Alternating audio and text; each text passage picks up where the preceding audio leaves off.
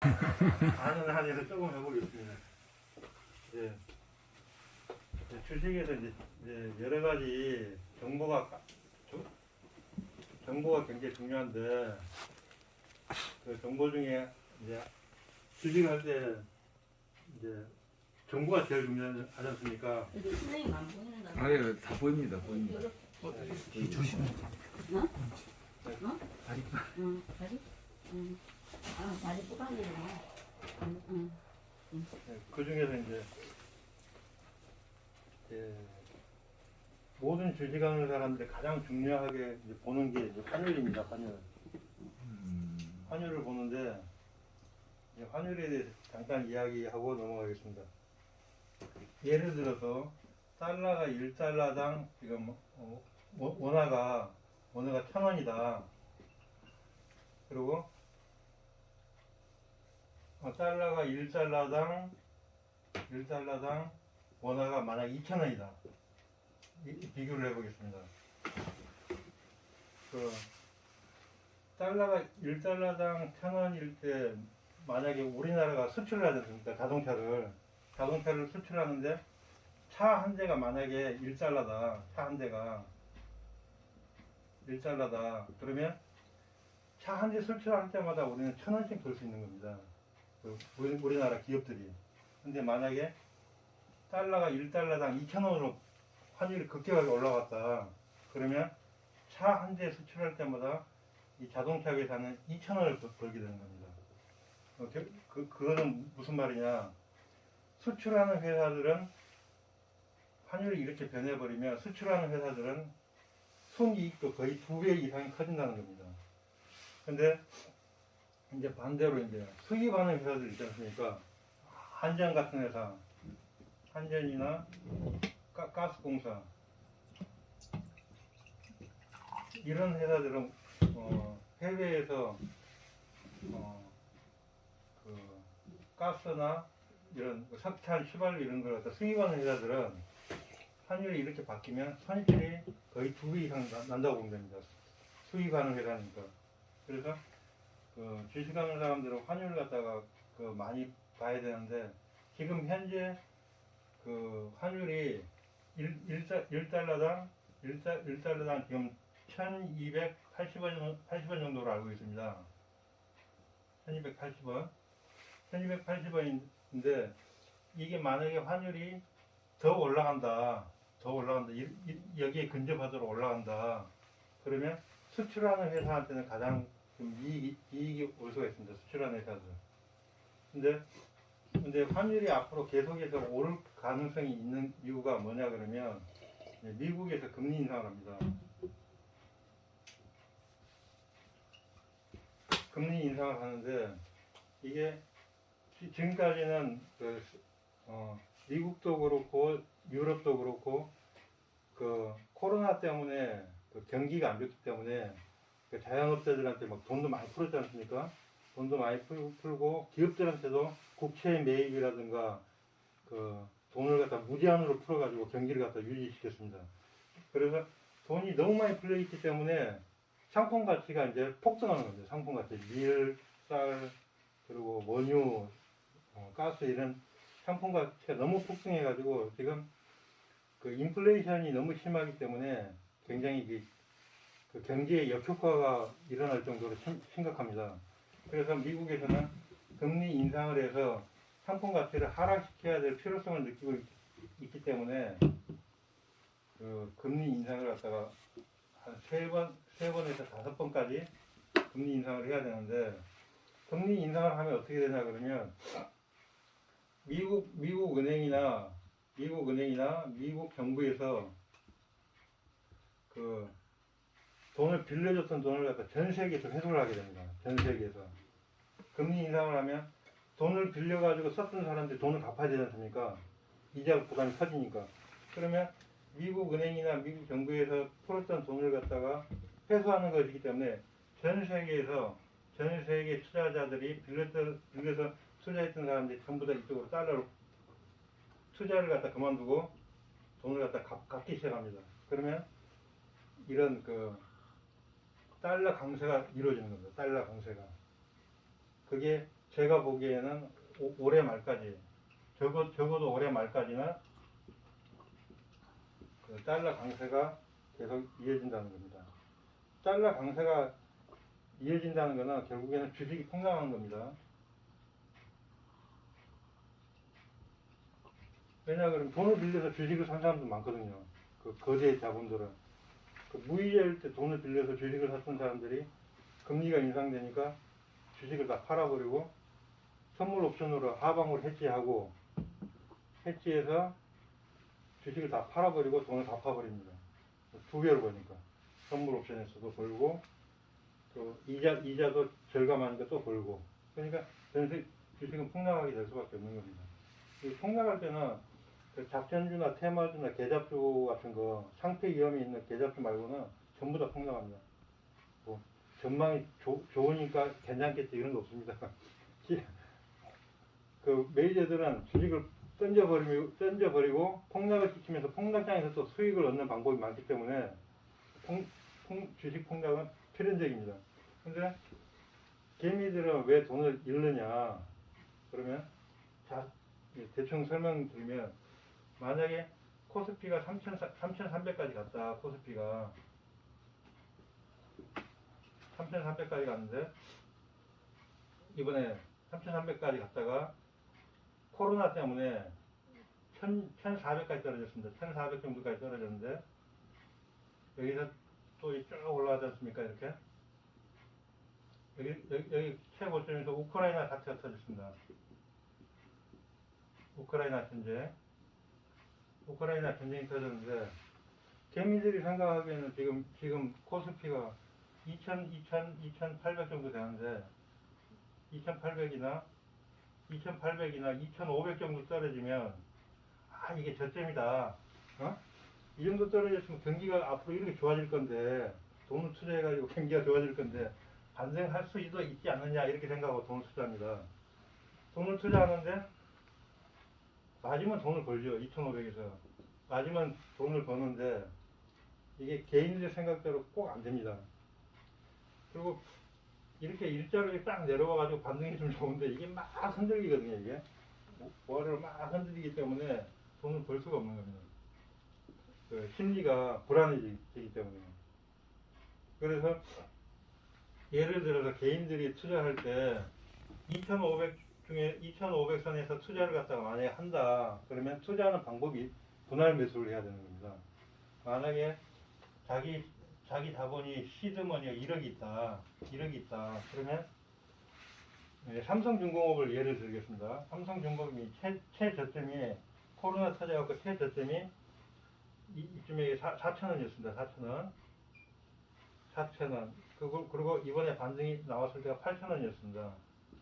지금이 6,000원입니다. 6,000원 현재 6,000원 선인데 이게 삼성중공업을 지금 사면 오를 것이냐 떨어질 것이냐 이건 아무도 모릅니다. 이거는 그렇지 않습니까? 이 금리 인상이 앞두고 있기 때문에. 근데 자기가 만약에 6,000원 선에서 돈을 투자하고 싶다. 이거는 무조건 8,000원까지는 무조건 가거든요. 최소한 8,000원까지 갑니다. 왜냐 그러면 삼성중공업이 망할 회사도 아니고 이게 18분기 연속 적자입니다. 18분기 연속 적자인데 이 적자 난다고 계속 적자 난다고 해서 이 회사가 창피되거나 망할 회사는 아니거든요. 근데 이렇게 적자가 계속 누적되다가 이제 흑자로 전환하면 이 대시세가 나오는 거죠. 대시세가.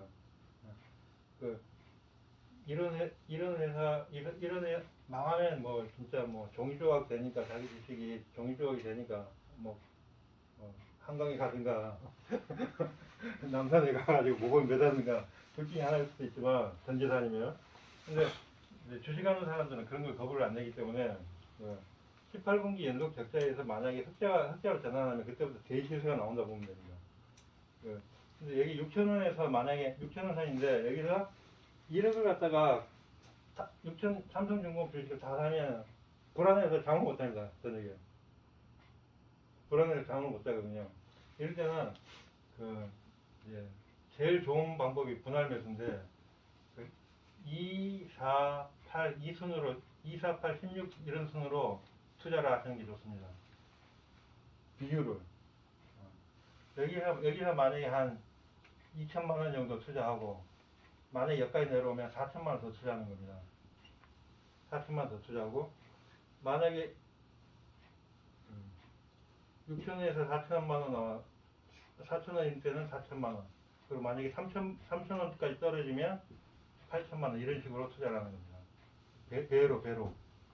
배로 투자를 하게 되면 떨어져도 2천만 원 투자해서 만약에 4천원까지 투자해도 4천만 원을 더 투자하면 총 6천만 원씩 투자한 겁니까?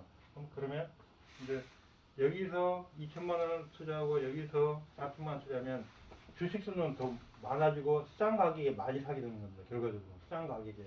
그리고 3천 원까지 떨어지면 8천만 원을 투자하게 되면 싼 가격에 더 많이 샀기 때문에 물타기가 되는 거죠. 물타기.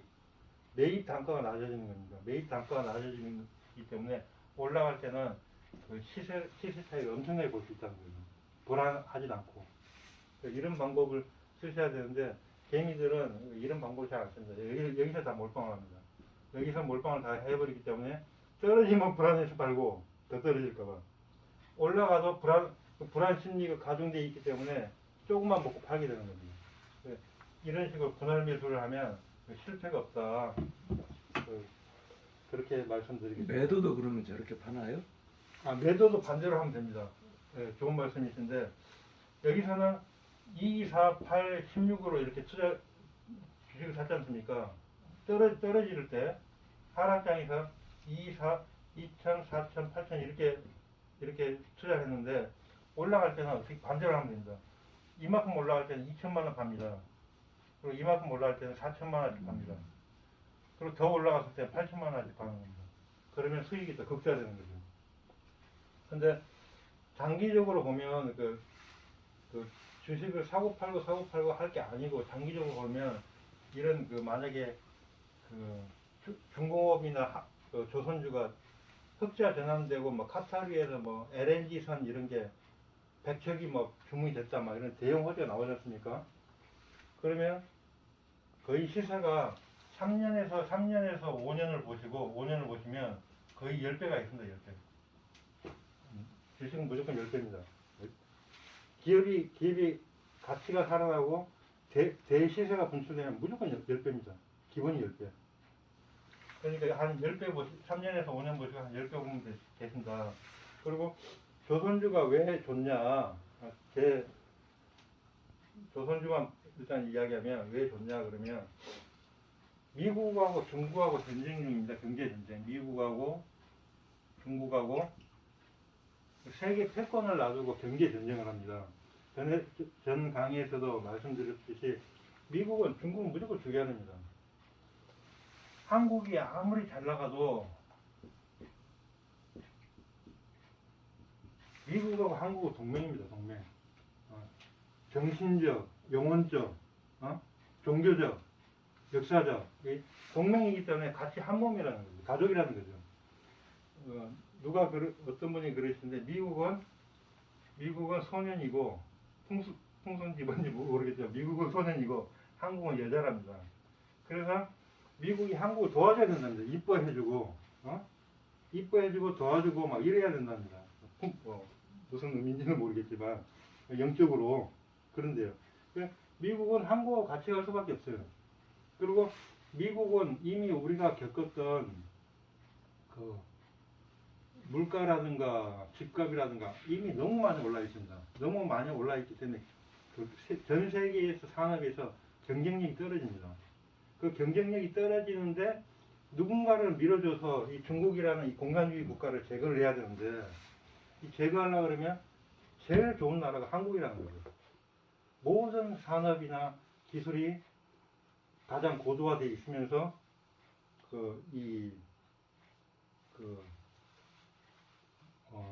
원가 측면에서도 중국을 압도할 수 있는 나라가 한국밖에 없다는 겁니다. 현재. 그래서 미국은 한국을 키워줘서 중국을 죽여야 되기 때문에 다른 모든 첨단 사업도 마찬가지지만 조선업도 마찬가지입니다. 전 세계 조선업을 발주되고 있는 시장에 발주되고 있는 조선 시장을 양분하고 있는 게 중국하고 한국인데 미국도 뭐 군함이나 이런 거 뭐 자기 나라에서 다 발주를 합니다. 만들고 하는데 세계에서 이제 발주를 하는 그런 배, 가스 운반선이나 가스 추진선이나 이런 거는 가장 기술력이 앞서 있는 나라가 한국이기 때문에 모든 선박은 한국으로 발주가 몰린다는 겁니다. 중국은 아직 기술이 안 됩니다. 그런 기술이. 그래서 조선업이 앞으로는 유망하다. 이거는 불을 보듯 뻔한 겁니다. 이거. 기술도 안 되고 미국이나 유럽에서 한국을 밀어줘야 되고 그러니까 조선업은 앞으로 발전할 수밖에 없다. 이제 기간은 3년에서 5년을 잡으셔야 된다. 그게 중공업인가요? 예, 예, 야, 중공업이 조선업이네요. 예, 예. 예. 대우조선해양하고 그 현대중공업하고 현대 3호중공업 예, 그 정도가 있습니다. 삼성중공업도 있고요. 예. 그리고 삼성중공업은 이제 사업을 보면 드릴십이라든가는 이제 해상에서 거대한 배인데 배에서 원유나 가스를 시출하고 정제하고 분리하는 작업까지 다 하는 그런 배입니다. 엄청난 배인데 드릴십에서 강점이 있고 그리고 가스 운반사는 모든 조선 회사들이 다 가스 운반사는 한국 가스 운반선이나 LNG 가스 막 운반하는 배 있지 않습니까? 운반선이나 가스로 추진해서 그 동력으로 사용해서 가는 배 이런 것들은 모든 조선사들이 다 공통적으로 기술을 갖고 있고 삼성중공업이 특히 소형 원전에서 또 강점을 갖고 있습니다. 소형 원전에서 강점을 갖고 있기 때문에 삼성중공업도 괜찮은 그 조선주라고 생각을 합니다. 그리고 예를 들어서 이제 뭐 건설주도 전에 자꾸 이야기를 해드렸는데 건설주는 그 배당이 많은 주식들이 많습니다. 배당이 그 금호산업 같은 거 보면 배당이 거의 6에서 7%를 주는데 6에서 7%를 주면 만약에 예를 들어서 은행에서 저리로 돈을 빌릴 수 있다. 그러면 이런 주식을 사놓으면 그 배당만 받고도 이자를 갚을 수 있는 그런 수준이 된다는 거죠. 네. 돈이 여유자금이 있다 그러면 네, 이 정도로 하겠습니다. 감사합니다. 건설주는 이렇게 좀 이렇게 위험하지 않을까요? 건설주도 왜 망하거나 이런 어떤 주식은 이게 오너 리스크라는 게 있습니다. 오너 리스크. 오너가 삥땅을 해버리면 난리가 나는 겁니다. 삥땅을 하거나 횡령을 해버리면. 근데 큰 회사들은 어느 정도 몇십 년간 유지되었던 회사들은 그럴 가능성은 작다고 보시면 됩니다. 금호산업이나 대우건설 이런 거는 큰 회사이기 때문에 대형 회사고 잘못될 가능성이 없다고 이렇게 보시고 투자를 하시는 게 좋을 것 같습니다. 그리고 건설주는 이제 윤석열이 주기 때문에 윤석열 대통령이 되고 나서 이제 경기를 살릴 수 있는 게 건설밖에 없습니다. 그 머리가 무슨 하이테크로 경기를 살리는 머리가 아니기 때문에 부동산 투기하고 건설로 이렇게 아마 돈을 확 뿌릴 겁니다. 모든 재벌들도 뭐 삼성전자가 반도체만 만드는 회사가 아니고 돈이 많기 때문에 건설을 갖다 살려버리면 걔네들도 뒤에서 돈 투자하고 땅 사고 작업해갖고 돈 벌니다. 자기들도. 재벌가들은 다. 모든 재벌가들은 다 그런 식으로 돈을 벌기 때문에 그 건설을 갖다가 활성화시켜버리면 모든 기업들이 다 흥청망청 돈을 쓰게 되는 겁니다. 돈을 벌기 때문에. 뒤에서 암암리에 그냥 지금 풀어갖고 땅 사고 매입하고 팔고도 하고 팔기도 하고 건설도 하고 분양도 하고 이런 식으로 돈을 벌기 때문에 문재인 정권이 실패한 게 그거죠. 건설을 활성화시키지 않았기 때문에 돈이 있는 놈들이 돈을 벌지 못했기 때문에 화가 나거든요. 그걸 막아버렸기 때문에. 그래서 윤석열이 대통령이 됐으니까 이제 건설이 이제 최선호주가 될 수도 있습니다. 무조건. 네,